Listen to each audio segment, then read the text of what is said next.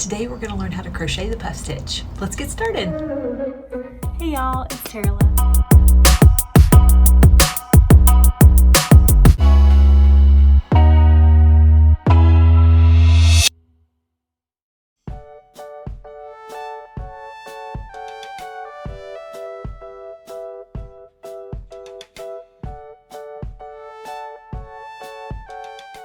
Make sure you stick around till the end of the video and I'll show you a couple different variations for the puff stitch.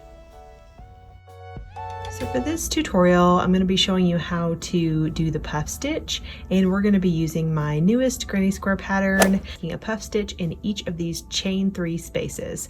So you can apply this same stitch to any of your other projects. You will just be inserting your hook into a different place.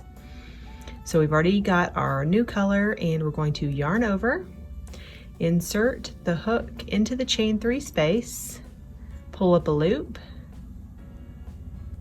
and we're going to repeat that 3 more times. Yarn over, insert hook, pull up a loop, 2 more times, yarn over, insert hook, pull up a loop, 1 more time, yarn over, insert hook, pull up a loop, and you should have 9 loops on your hook. So 1, 2, 3, 4, 5, 6, 7, 8, 9. Now you're going to yarn over and pull through all 9 loops on your hook. Make sure you don't catch any extra threads. You may have to pull this a little bit.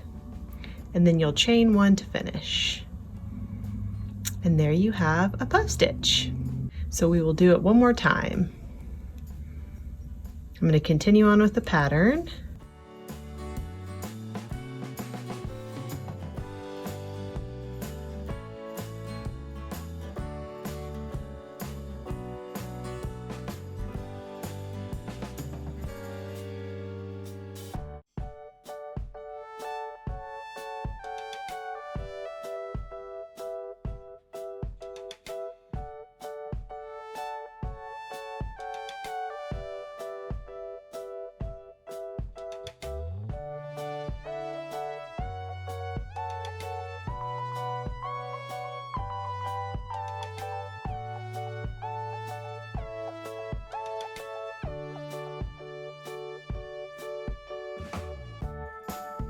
So I wanted to show you the puff stitch tutorial to go along with my granny square pattern, but I also wanted to show you how you can use it in other projects too, and maybe have some variations in sizes. So I wanted to show you a couple of other variations with the puff stitch. I showed you how I worked it in my granny square, but I wanted to give you a couple of other options so that you can kind of play around with it and see what works for you. For this swatch, I have made a 4 yarn over puff stitch just like I did for the granny square, but instead of closing it with a chain 1, I have closed it with a half double crochet in the next stitch. So I'll show you that in just a minute, but I also wanted to show you that when you're working your puff stitches, you're going to be working them on the wrong side and they will puff out towards the right side. So I'll go ahead and show you how I do that. We'll do a 4 yarn over, 1, 2, 3, 4, pull through all 9 loops, and instead of chaining 1 like we did for the granny square, you will finish off your puff stitch by making a half double crochet here. So you could do the same thing with a single crochet or a double crochet, and that also finishes off your puff stitch. Now the difference between finishing them off this way and with a chain 1 is these lean slightly more to the right. So here's a swatch where I've closed these with a chain 1 just like I did for my granny square, and you can see that they are a lot more straight up and down. One other thing I wanted to show you is just changing the size of your puff stitch. So these I have done a 4 yarn over puff stitch, but you could do a 3 yarn over. 1, 2, and 3. So we'll yarn over and we'll be pulling through 7 loops instead of 9. Each time you adjust your yarn over by 1, it will decrease your loops or increase your loops by 2.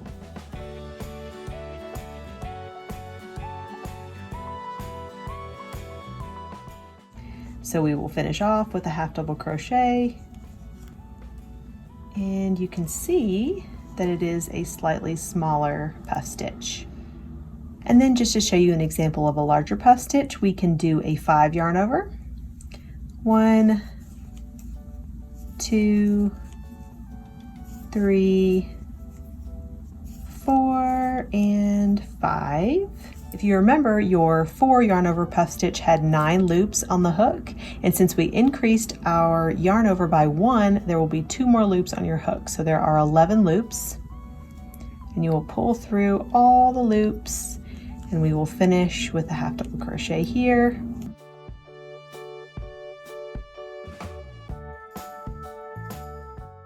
So as you can see, that is a much bigger puff stitch. So this is the 4, the 3, and the 5.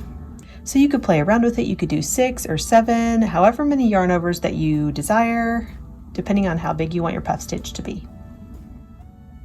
So for this swatch, I did another 4 yarn over for my puff stitch, but I closed it with a chain 1 at the end instead of a stitch after it, and I just skipped the stitch next to it before I worked my next puff stitch.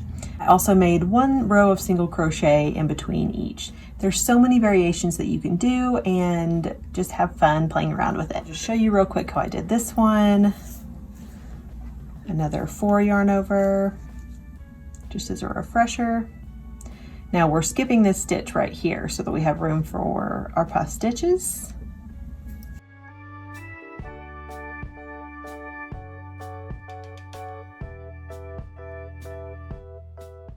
And finish with a chain 1. And so you'll just continue on with that pattern, skipping a stitch and another puff stitch in the next stitch.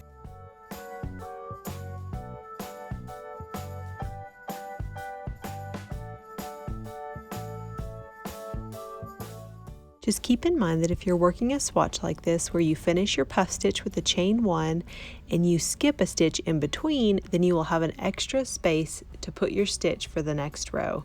So I used a single crochet in between my puff stitch rows.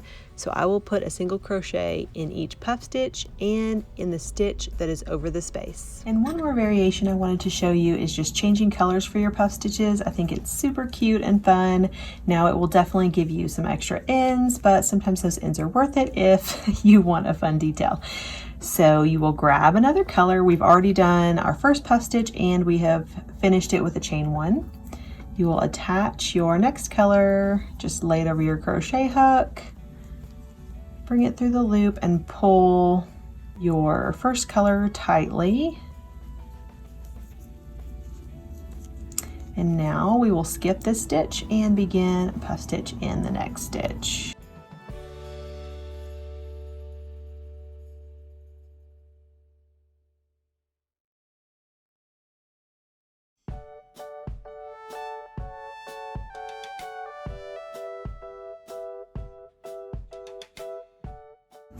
So as you can see, we now have a different color here.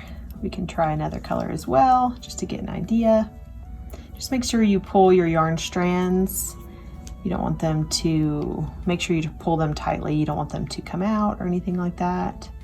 I've gotten these scraps right here just to kind of give an idea.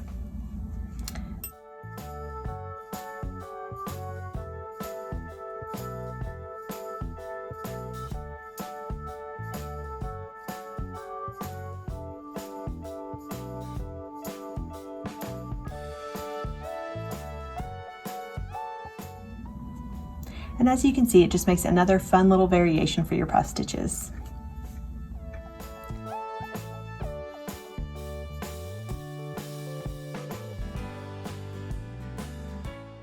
Don't forget to check back soon for this crochet granny square pattern and tutorial.